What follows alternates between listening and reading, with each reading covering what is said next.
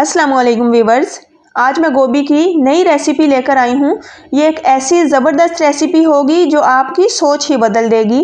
अगर आप वही पुराने स्टाइल में गोभी बना कर थक चुके हैं तो एक बार इस रेसिपी को भी ट्राई करें। ये बनाने में बहुत ज़्यादा आसान है और साथ ही जायके में इतनी लाजवाब है कि दावतों में बनने वाली डिश बन जाएगी। तो फ्रेंड्स, रेसिपी बहुत ज़्यादा इंपॉर्टेंट है, इसीलिए आपने मेरे साथ रहना है और एंड तक वीडियो को देखना है। तो फिर देर कैसी, अपनी ये ज़बरदस्त रेसिपी बनाना शुरू करते हैं। बिस्मिल्लाहिर्रहमानिर्रहीम।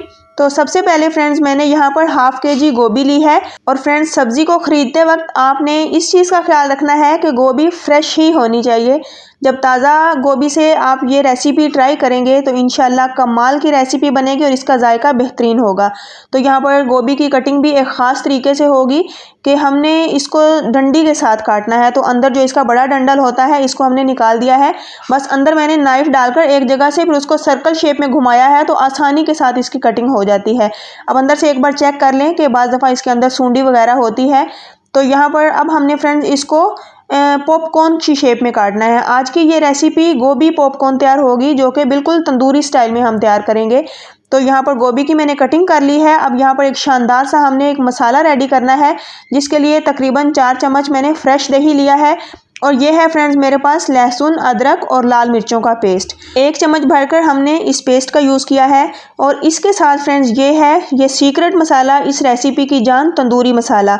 1 चम्मच हमने इस मसाले का यूज़ करना है। इसके अलावा फ्रेंड्स हम इसमें कोई भी मसाला नहीं डालेंगे, क्योंकि इसी में नमक है, इसी में मिर्च है, इसी में बाकी की सारी चीज़ें हैं। सिर्फ यहाँ पर मैं हल्दी पाउडर यूज़ करूँगी जो कि इसके लिए खूबसूरत सा कलर लेकर आएगा।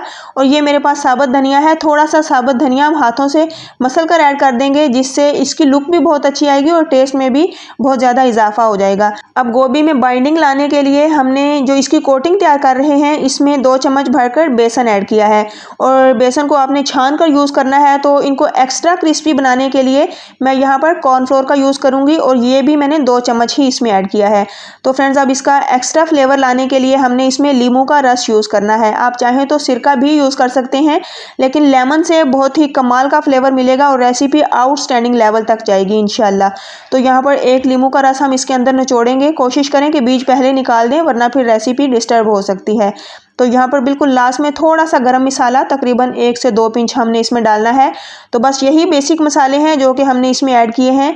अच्छे से हमने इसको मिक्स करना है और इसकी एक शानदार सी पेस्ट रेडी करनी है। तो फ्रेंड्स, कहीं जाइएगा मत, बहुत ही कमाल की रेसिपी तैयार होने वाली है। इंशाल्लाह ऐसी रेसिपी बनेगी कि आप इसे दावतों में भी बनाएंगे तो मेहमान इसकी रेसिपी पूछे बिना नहीं जाएंगे। तो ये थिक सी हमने पेस्ट रेडी कर ली है। इसको आपने लिक्विड ही नहीं बनाना, ऐसी थिक सी होनी चाहिए कि ये गोभी के ऊपर अच्छे से लोट पोट हो जाए और इसके ऊपर से उतरे ना। तो जब ये पतली होगी तो फिर इसके ऊपर ठहरेगी नहीं, इसीलिए हमने जो है वो इसको थोड़ा सा सख्त ही रखा है। तमाम गोभी जो कि हमने कट करके रखी थी इसके अंदर डालकर अच्छे से हमने इसके ऊपर लोट पोट कर दी है ये तमाम पेस्ट। और ये गोभी हमारी रेडी हो चुकी है। तकरीबन आधे घंटे का मैंने इसको रेस्ट दिया था ताकि इसकी अच्छे से मैरिनेशन हो जाए। तो यहाँ पर अब हमने इसको फ्राई करना है। तो फ्राई करने के लिए फ्रेंड्स मैं इसको घी में फ्राई करूँगी ताकि एक्स्ट्रा खस्ता और क्रिस्पी बनकर हमारी ये गोभी के पॉपकॉर्न रेडी हों। तो अब हमने इसको डालना किस तरह है ये भी देख लें कि हमने इसको डंडी से पकड़ना है और फूल वाली साइड नीचे की तरफ रखनी है, जिससे ये होगा कि जितनी भी कोटिंग होगी इसके अंदर फ़ौरन से सेट हो जाएगी इसके ऊपर और जो है वो कोटिंग उतरेगी नहीं। तो इस तरह शानदार से हमारे गोभी के ये पॉपकॉर्न रेडी हो जाएंगे। तो यहाँ पर फ्रेंड्स हमने इसको डालने के बाद तकरीबन 2 से 3 मिनट इसी तरह छोड़ दिया था। अब 2 से 3 मिनट के बाद मैंने इसको 1 बाय 1 टर्न कर दिया है। तो दूसरी तरफ से भी हम इसको तकरीबन 3 से 4 मिनट या फिर क्रिस्पी होने तक पकाएंगे। तो यहाँ पर मैं इसकी एक बार साइड चेंज कर दूंगी ताकि ये अच्छे से कुक हो जाए और अंदर तक हमारी गोभी नरम और सॉफ्ट हो जाए। तो तकरीबन यहाँ पर इसको पकाने में 6 से 7 मिनट लगे हैं जो इसकी कुकिंग का प्रोसेस है। तो अब अल्हम्दुलिल्लाह हमारी ये गोभी मुकम्मल डन हो चुकी है। तो शानदार से गोभी के पॉपकॉर्न रेडी हो चुके हैं। फ्रेंड्स, अब आप चिकन और मटन को छोड़ें, जब मेहमानों की दावत का सोचें तो इस रेसिपी को भी लाजमी से ट्राई करें।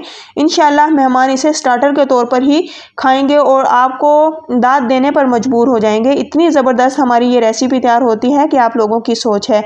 तो एक बार फ्रेंड्स बनाना तो इसे लाजमी से बनता है, तो आपने इसको लाजमी ट्राई करना है। तो यहाँ पर गोभी के पॉपकॉर्न रेडी हो चुके हैं, जो कि हमने तंदूरी मसाले से तैयार किए हैं। तो फ्रेंड्स, इसका फ्लेवर भी लाजवाब है और देखें अंदर से भी कितनी कमाल और जूसी गोभी बनकर रेडी हुई है। तो तकरीबन 6 से 7 मिनट में हमारी गोभी बहुत अच्छे से अंदर तक पक चुकी है। तो मैंने इसको पुदीने की चटनी के साथ सर्व किया है, तो जिससे इसकी शान बहुत ज़्यादा बढ़ जाती है और ये आउटस्टैंडिंग लेवल तक जाती है। कमाल का इसका जायका बनता है। तो रेसिपी को आपने ट्राई लाजमी करना है और अपना फीडबैक मेरे साथ शेयर करें। नेक्स्ट इंशाल्लाह एक अमेजिंग रेसिपी लेकर आऊँगी। वीडियो को लाइक और शेयर करें। तो चलें फिर, अल्लाह हाफिज़।